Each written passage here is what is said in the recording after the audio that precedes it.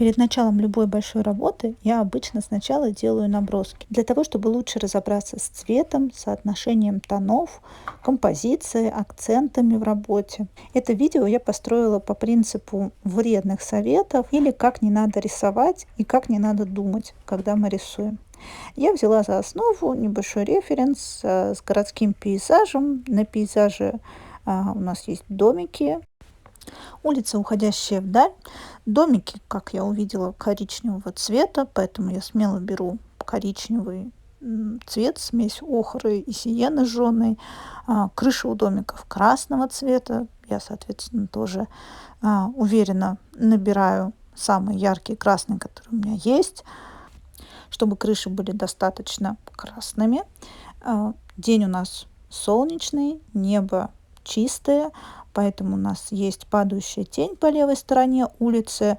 Ну, соответственно, когда мы смотрим на фотографию, мы же видим, что тень серого или черного цвета, поэтому я беру черный цвет и черным цветом делаю тень на левой стороне улицы. Ну и там еще с правой стороны часть дома в тени, потому что там бочком развернуто. На переднем плане на улицу выставлен стол с оранжевой скатертью. Я тоже беру оранжевый. Ну и у нас, как я уже сказала, ясный день, поэтому небо, соответственно, синее, голубое. У меня здесь нет задачи сделать очень детальный проработанный рисунок. Я скорее хочу показать, как цвет будет работать на восприятие нашей работы. Поэтому для завершенности я добавлю немного линера и перейду к следующему варианту, где я уже буду больше внимания уделять подбору цветов.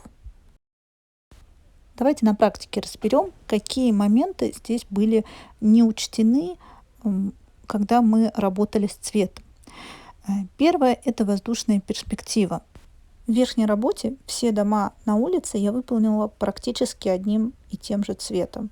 Ну, собственно, если цвет домов коричневый, что тут выдумывать. Но для того, чтобы передать глубину, передать то, что называется воздушной перспективой, мы должны те объекты, которые находятся на удалении, делать светлее, холоднее, потому что воздух имеет голубоватый оттенок, и то, что дальше от нас, становится более голубым. Поэтому на картинах с очень большими расстояниями, например, на горных пейзажах, горы часто рисуются прям-таки синим цветом.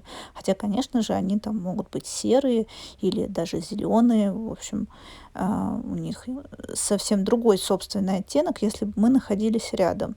Но из-за плотности воздуха они становятся светлее, бледнее, и это нужно учитывать. И наоборот, то, что находится ближе к нам, более контрастное и детальное. Поэтому можно даже ввести дополнительные оттенки в стену, которая рядом с нами. То есть не выполнять ее единым плоским цветом, а сделать небольшие переходы цветов от более теплых к каким-то более темным, например, в нижней части, где тень более густая. Падающая тень на улице находится на горизонтальной поверхности, развернутой к небу. Поэтому она будет иметь голубоватый оттенок, потому что у нас ясный день, яркое освещение, и голубой цвет в тенях – это отражение света от неба. На самом деле мы можем даже не увидеть цвета самого неба, вот такого вот прям голубого, но голубой цвет в тенях подсознательно нам всегда намекает на то, что погода ясная и освещение яркое.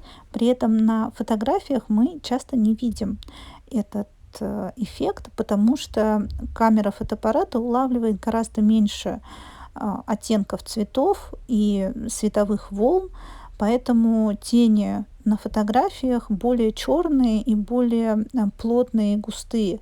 В них не так много живописности. И когда мы рисуем что-то по фотографии, мы тоже должны учитывать этот эффект, для того, чтобы наши работы были не бездумной копией фотографии, а действительно красивой живописной работой. Дальше переходим к области, где у нас есть стол.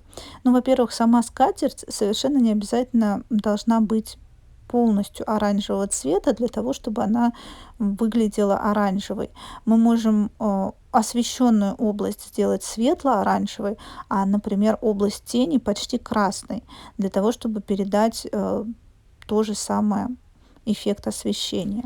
Тень от козырька над столом здесь, наоборот, теплая, потому что в ней отражается уже не небо, а отражается поверхность стола. Она такая яркая, такая светлая, и мы можем добавить прям в мокрую заливку такие оранжеватые нотки.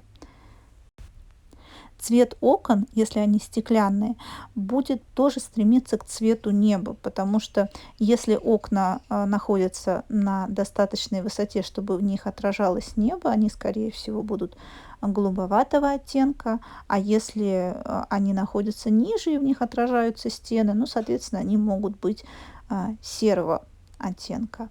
Дальше ухожу чуть дальше и опять помню про воздушную перспективу, про то, что по мере удаления у нас бледнеют цвета и становятся более светлые и не такие яркие, не такие контрастные. То же самое касается крыш.